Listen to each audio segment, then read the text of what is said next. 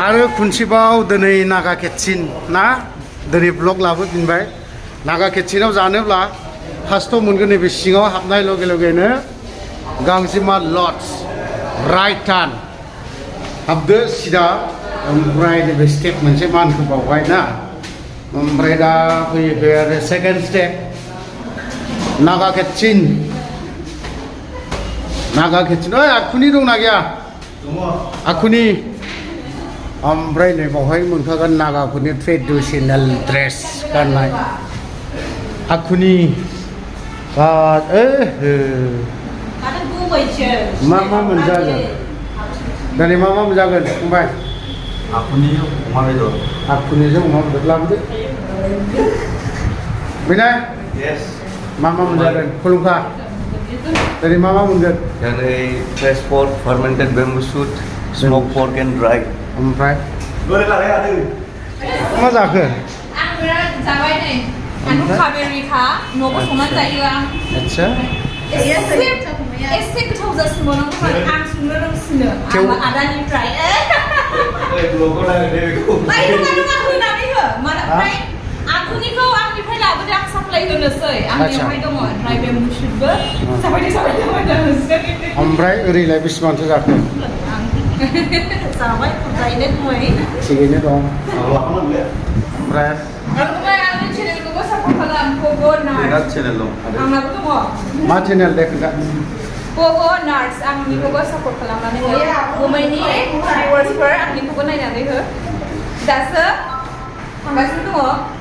माबा हा बे प्लास्टिकआवलाय माथो दं है आं बेखौ खिन्थाला सिक्रेट थिंस दङ मा सङो बेलाय मा बथल नङा बेयो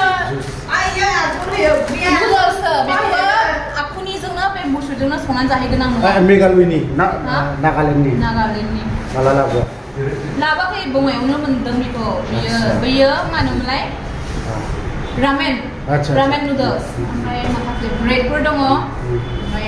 काजु बादाम माबा माबि लानायसो दङ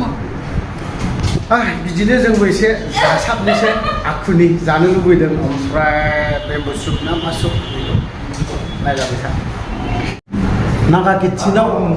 दिनै एसे हेभि नुदों जायगाखौ आङो माने ओरैबो कास्टमारा माने माबा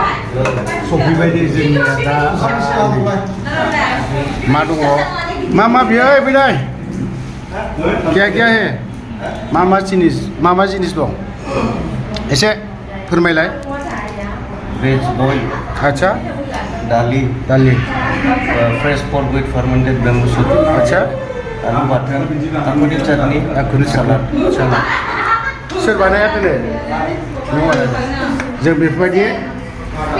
जानायखौ जों स्टार्ट खालामजेनबाय दे ओमफ्राय बांद्राय दा लुबै नैबे मोनसेयाथ' बेनिथ' जाहैबाय अमा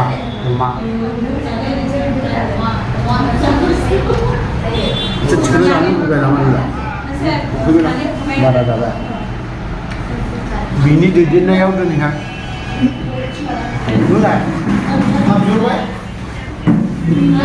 कास्टमार दिनै बारा रायलायबाय थानो सम गैया जाग्रोनोसै नामा जाग्रोनि खाव जागोन आंजों नैबे खाव जानो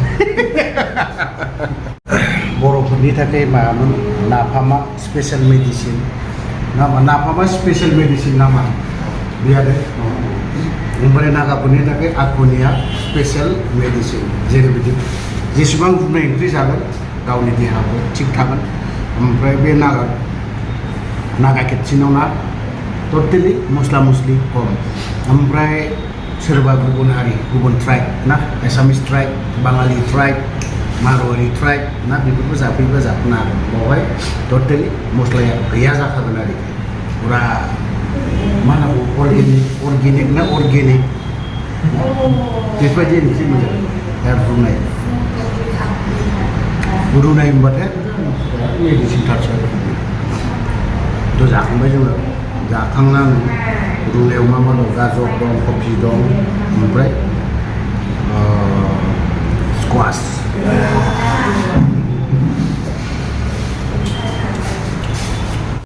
बेफोरबायदिनो कास्टमारा गोदान फैगासिनो दं आरो थिग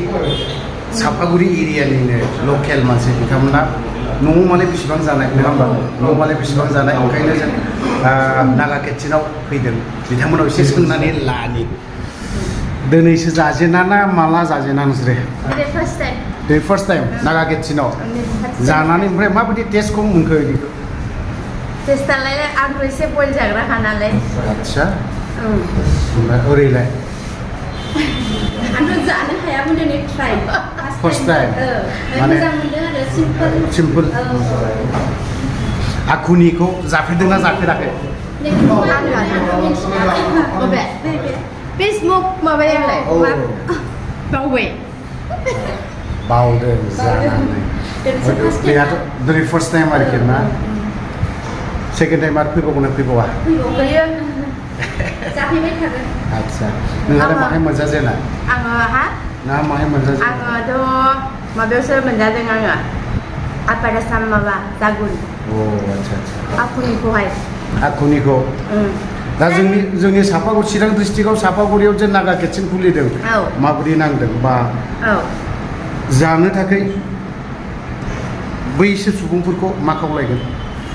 जाफैनांगौ टेस्टि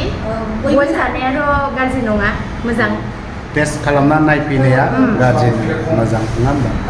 दा मस्लाखौथ' होनायखौथ' नुखाथाराखै बावहाय मस्ला गैया होनाय माबाबो मा होनो आखाइनि थाखाय मोजां आपार साइडआवबो ओंखाम जाबा माने आपार साइडआव ओइथिं जाबुंथिं जाबा गासिबो बयलानो जाखायो माबा मस्ला थाखाया खालि माबाल' थायो सामब्राम गुफुरजों हाइजेंबो थायो ओमफ्राय जिराखौ एसेसो बाहायो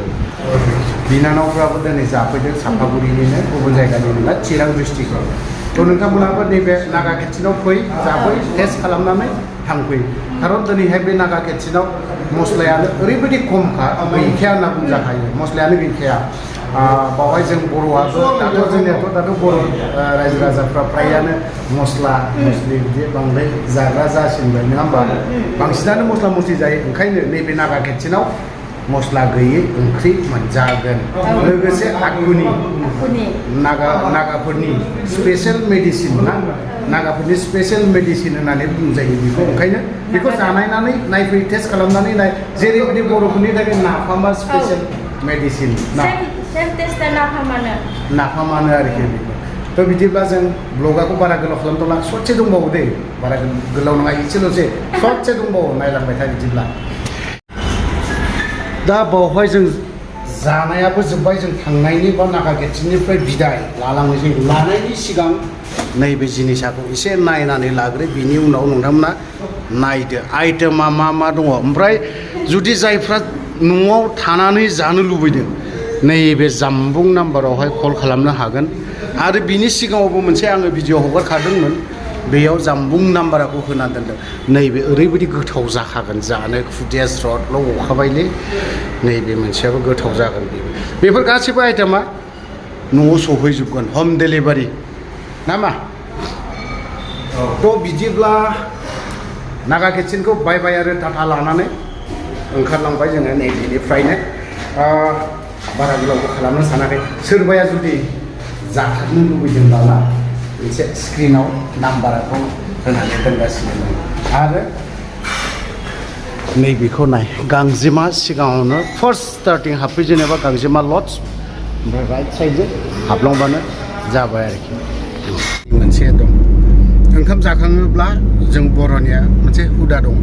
ओंखाम जाखांनायनि उनाव गय जानाय ना बे गयखौ मोनजायोब्लासो गोसोफ्रा एसेब्लाबो थाजिम बा मोजां नाङो आरोखि जों नागा किटचेनाव गोबां बुस्थु जाबोबाय गोबां आइटेम जाबाय